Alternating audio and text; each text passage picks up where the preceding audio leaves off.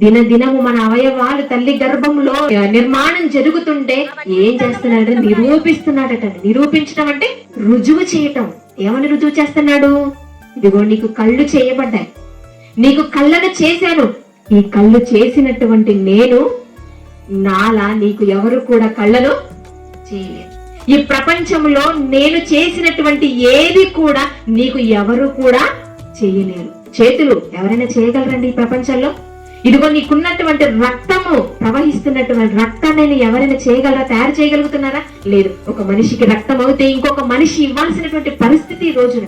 ఆ రక్తం లేక మనిషి చనిపోతున్నటువంటి సందర్భాలు కూడా ఎన్నో ఉన్నాయి. అంటే రక్తాన్ని కూడా మనిషి తయారు చేయలేకపోతుంది. అలా మన అవయవ భాగాలలో ఉన్నటువంటి ప్రతిది కూడానండి, మన శరీరంలో ఉన్నటువంటి ప్రతి అవయవాన్ని కూడా ఏ మనిషి అయినా తయారు చేయగలడండి?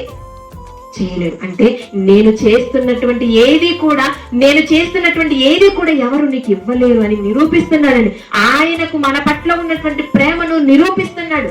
నిరూపించి నిర్మాణాన్ని చేసి ఇదిగో మనకి ఇచ్చాడండి ఈ నిర్మాణాన్ని. ఈ నిర్మాణం పొందుకున్నటువంటి మనం ఎంతవరకు దేవుడి గురించి ఆలోచిస్తున్నాం?